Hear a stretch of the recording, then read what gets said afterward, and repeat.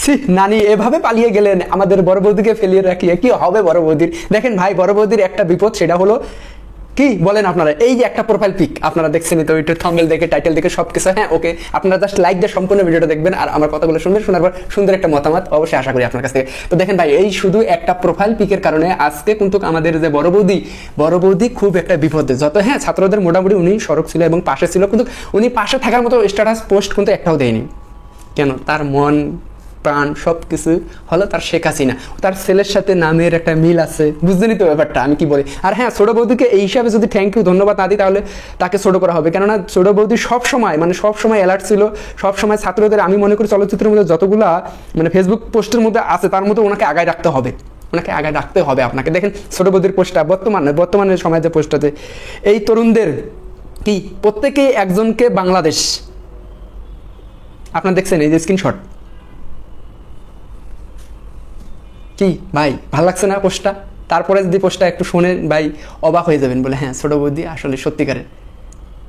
স্বাধীনতা অর্জনের চেয়ে স্বাধীনতা রক্ষা করা কঠিন, কি 100% রিয়েল অর্থের কি কথাটা। কেননা একটা স্বাধীনতা পাওয়ার চাই, আপনারা জানেন যারা ফেসবুক কন্টেন্ট ক্রিয়েটর কাজ করেন, যারা ফেসবুক মনিটাইজেশন পান অথবা তারপরে রক্ষা করাটা কিন্তু অনেক চ্যালেঞ্জ। তো একটা দেশে কিন্তু স্বাধীনতা ভাই পাওয়ার পর আসলে রক্ষা করাটা অনেক টাফ। যেমন আমরা স্বাধীনতা পেয়েছিলাম, রক্ষা করতে পারি নাই, এই যে সৈন্যচারী কিভাবে ঘাড়ে বসে এতদিন শাসন করে গেল, তারপরে যে নতুন করে আমরা যে 24-এ স্বাধীন হলাম, এটা আমরা ধরে রাখাটা খুব চ্যালেঞ্জ। দেখেন আমাদের আজকে ভাই ব্রাদার সবাই দেখেন রাস্তাঘাটে নেমে গেছে, আমার বোনরা কত পরিশ্রম করতেছে। আপনি 10 মিনিট যদি রাস্তায় দাঁড়ায় থাকেন, আপনার মাথা মস্তিষ্ক একবারে নষ্ট হওয়া যাওয়ার মতো হবে, খিটখিটে হয়ে যাবে মেজাজটা। তারা দেখেন এই রোদের মধ্যে, কি বলবো ভাই, তাদেরকে আমি মন থেকে স্যালুট জানি, কারণ তারা অনেক পরিশ্রম করতেছে। এবং কি আমি যে স্ট্যাটাসটা একটু পড়ে শোনাই, তারপরে ভাই কথা আছে, কেউ চলে যাবেন না, এটা ছোট বৌদিকে অবশ্যই ধন্যবাদ দিবেন কমেন্ট বক্সে।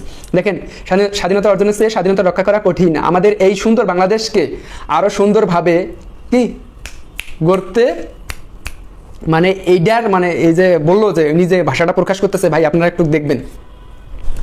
প্রত্যেক দেশ ও প্রেমিকদের যেমন সহযোগিতা করতে হবে, তেমনি দেশের সচেতন নাগরিক হিসাবে সবাইকে দেশ ও দেশের মানুষের সর্বোচ্চ সহায়তা করতে হবে। প্রত্যেককে বিনীতভাবে অনুরোধ করতেছি যে আন্দোলন উদযাপন করুন, বিজয় উৎসব করুন, কিন্তু দেশের সম্পদ নষ্ট করা, লুটপাট করা, ভাঙচুর করা, কি বিশৃঙ্খলা সৃষ্টি করা, কি নিরীহ মানুষের হতাহতের ঘটনা থেকে বিরত থাকুন।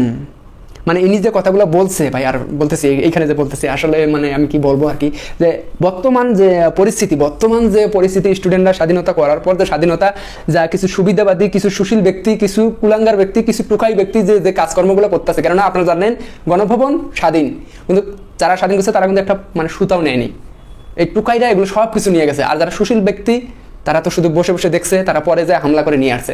আর দেখেন এগুলো কিন্তু করার জন্য আমরা এই স্বাধীনতা চাইনি, আমরা এই যে লুটপাট, যে ডাকাতি, প্রতি রাতে অমুক তমুক সবাই অ্যালার্ট আছে, ওই জায়গায় ডাকাতি, ওই জায়গায় ডাকাতি, এগুলোর জন্য না। স্বাধীন কাকে বলে? একটা জিনিস পড়ে থাকবে আমি অখেয়ালে রাস্তায় ফেলে যাবো, আবার আমি ফিরতি সময় 4-5 ঘন্টা পর ফিরবো, আবার ওই রাস্তা দিয়ে আমি সেই জিনিসটা ওইখান থেকে নিয়ে যাবো।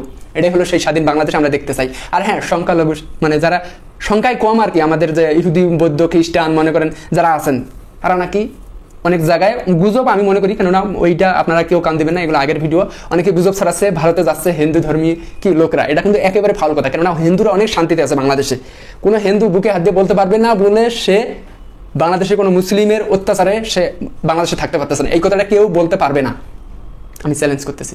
কেননা আমার অনেক বন্ধু আছে হিন্দু ভাই বেরাদার, এবং কি আমাদের পাশে হিন্দু পাড়া, আর আমরা তো আসামেরই লোক। তো একটা কথা বলি, হিন্দুরা অনেক অনেক শান্তিতে আছে ভারতে, আমি মনে করি বাংলাদেশে তারা এই যে নতুন স্বাধীনতা, এটাও তারা এনজয় করবে আমি আশা করি। তো দেখেন, একটি সঠিক দিক নির্দেশনার মাধ্যমে যে আমরা সবাই চলতে চাই, কারণ বাংলাদেশের মানুষ সর্বোপরি শান্তি চায়।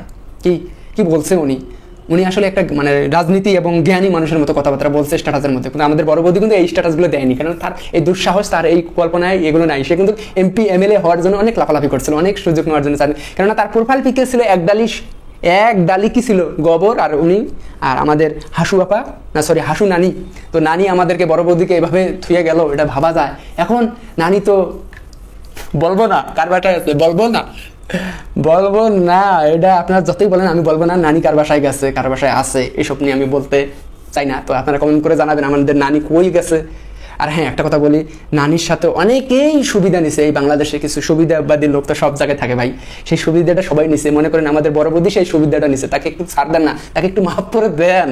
হ্যাঁ আমি বুঝছি, কিন্তু অনেকেই দেখেন একেবারে নীরব ছিল। আমাদের ডিগবাজি খেত, ভুলে গেছেন আমার সে জাউরা খান, সেও মোটামুটি নীরব। আপনাদের কি বলবো আর, উল্টা পাল্টা বল মারে, এই যে নাটক করে ক্রিকেটে, নাটক খ্যাততে মাশরাফি আর সাকিব, তারার মতো সেগুলো তারকার মতো চুপ ছিল। আর এত আমাদের বড় বৌদি তাও মনে করেন পোস্ট দিছে মোটামুটি। এখন প্রোফাইল পিকটা কি দিছে দেখছেন আপনারা? হ্যাঁ একটু যা ভালো করে দেখে আসেন বড় বৌদির পিকটা কি দিছে। এখন একটা মনে করেন বাংলাদেশের পতাকা একটা ছেলে নিয়ে দাঁড়ায় আছে, সুন্দর একটা পিক দিয়ে দিছে। তো আমি আর কি বলি ভাই, বলার কোনো ভাষা নাই এখানে। শুধু একটা কথাই বলবো, আমার তোমার কারণ বাংলাদেশ সবার। আমরা ওই একজনের মতো বলতে চাই না। আমাদের নানি কি বলছিল জানেন? নানির আব্বার নাকি দেশ, আর নানির আব্বাই স্বাধীন করছে, সেজন্য নানির অধিকার আছে, তাছাড়া আমরা কারো অধিকার নাই।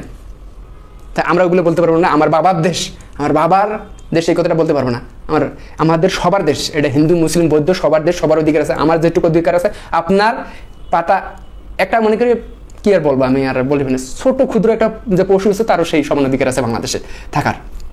তো আরেকটা লাস্ট লাইনটা, যে এই বীর জেনারেশন সঠিকভাবেই দেশকে নির্দেশনা দিবে ইনশাআল্লাহ। অবশ্যই অবভিয়াসলি এটা হবে, কেননা যে বীররা মাঠে নেমে পড়ছে ভাই, এরা কিন্তু ছাড়াইয়া না। এদের যে চোখে মুখে যা দেখলাম আমি তাদেরকে মন থেকে স্যালুট জানাই। তাদের যে মনের চাহিদা, তাদের মনের খোরাক, তাদের যে মনের ভাষা, এত সহজে না। আপনারা যেটা ভাবতেছেন বলে আরেক দল এসে মনে করেন লুটে পুটে খাইয়ে তারাও ফুট হবে, সেই রকম ব্যবস্থা করতেছে না ডক্টর ইউনূস।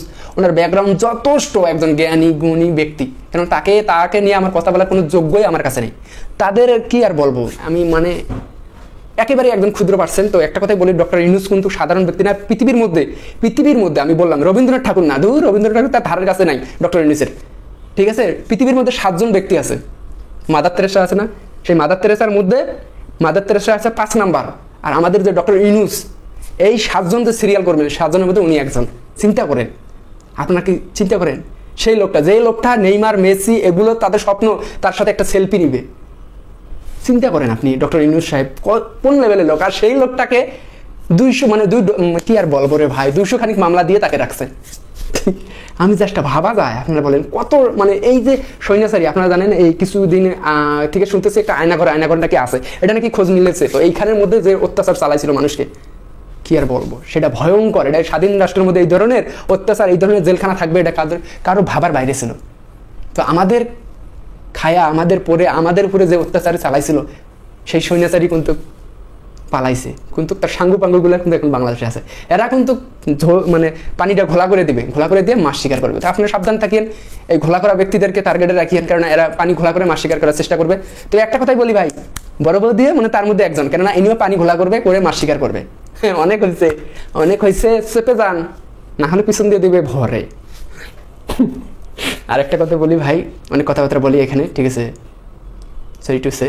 আর হ্যাঁ, যদি ভালো লাগে অবশ্যই শেয়ার করবেন, আর ভুলে যাবেন না যার যার ধর্ম হবে তারপরে কাজ করবো। ইনশাআল্লাহ বেঁচে থেকে প্রতিনিয়ত দেখা হবে।